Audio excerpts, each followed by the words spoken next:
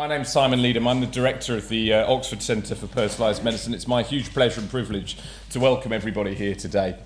This is a collaboration between a number of different departments. It's us in the Centre of Personalised Medicine, but principally Nuffield Department of Primary Care and the Oxford BRC, which is a wide-ranging programme of health-related research. And we have the director here to tell you a little bit about the Oxford BRC coming up very shortly.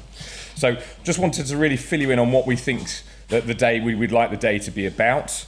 And of course, therefore, you have to really start with a definition of what personalised medicine is. So here is the sort of broad and very wide-ranging definition of personalised medicine. It's described as a type of medical care in which treatment is customised for an individual patient. Now, here in the Oxford Centre for Personalised Medicine, we're part of the Wellcome Trust Centre for Human Genetics, and we believe that really that's also the application of genomic medicine to help tailor healthcare.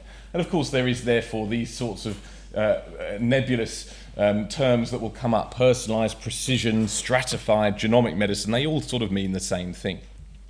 But what does that mean to people?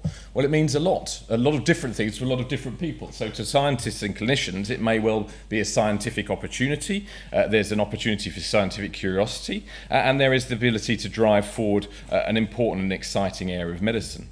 What about for the hospitals, though? Because for hospitals that are already strapped from a healthcare perspective, there are costs and infrastructure concepts to consider. And of course, patients, most importantly, have a whole set of different priorities. Will this improve patient care? Will people's data be kept safe? And do people really want to know more about their genomic or their molecular makeup? Is this something that actually impacts upon people's day-to-day life? There's also quite a lot of ethical and legal considerations, and we'll be talking about all of these in the day. There is the issues of data curation, data ownership, and morality. There's of course also commercial aspects such as profits, marketability, and intellectual property. And then of course we've got the benefit for UK PLC, the economic costs and the expertise that's required. So this radical change, or this revolution, as some people have called it, in medicine, carries with it really quite a few concepts that need to be integrated and discussed at length. And that's really why we've brought everybody here together to start to think about some of these issues.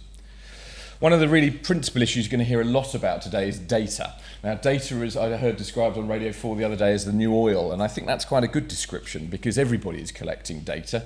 Data is being collected by all of these companies, plus many, many more. A friend of mine who recently got one of these cars said that you can only really drive the car once you agree to them collecting data, and they've got something like 2 billion miles worth of automated data that they're collecting every day. So I thought it'd be quite interesting just to run a little exercise. I don't know how many of you have got iPhones. If you can grab your iPhone, just to see how much data your iPhone is collecting on you at any point. If you go to the settings, and then on the settings you'll see this bit here, this privacy setting. So just click on that. Tell me if I'm going too fast.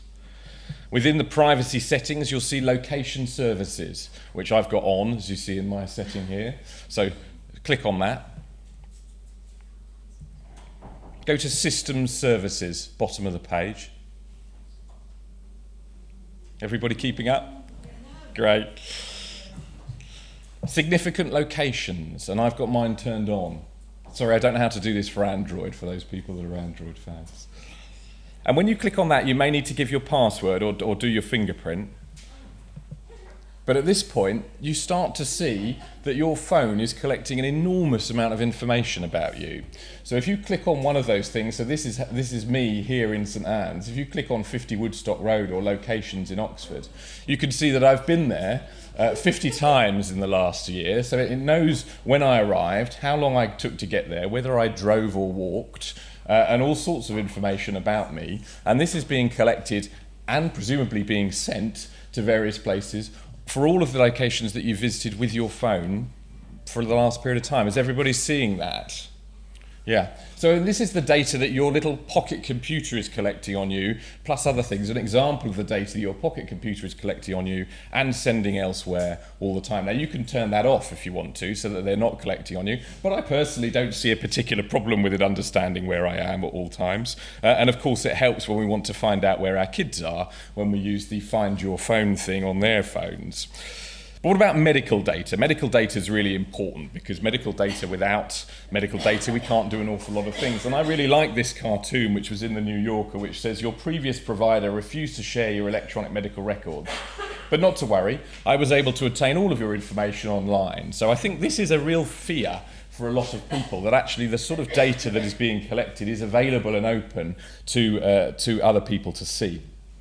And we had an attempt in the UK a few years ago called the Care.Data scheme to try and improve the way that we collect medical data, and this didn't really go very well. Did anyone see this information sheet plopping through their door? Yeah, so a few people saw it. It wasn't a very well handled scheme. It didn't work particularly successfully, and this is a shame because the NHS really is a centralised healthcare system, should be the way that we collect medical data in a very organised and efficient way and use it to improve care. And I think data is a theme that you're going to see, medical data is a theme that you're going to see coming up again and again today. Why do we need medical data? We need medical data because it's critical to develop new medicines, understand who's at risk of disease, guide decisions about how to manage our NHS resources, improve our understanding about the health outcomes of care and customise local NHS services, and of course also ensure that the NHS services that we have receive the correct payment for it. And principally, from my perspective as a scientist and a clinician, all of the work we do in genomics, none of it is of any use without the medical data that goes with it. So the sort of altruism around medical data, I think, is a really important perspective, and we're going to hear a lot about that from many of our speakers, including our keynote this morning. So that's all from me. It's lovely to welcome you here to St Anne's. Thank you all very much for coming. We're really interested in this being the first in perhaps a series of events, including focus groups and perhaps deliberative juries on this subject. So if people are interested in that, we'd be delighted if we could contact you again with a view to perhaps further events in the future. So please let us know if that's not okay from a data perspective, of course, but we won't be pestering you too much, but we would like to run more in this sort of area.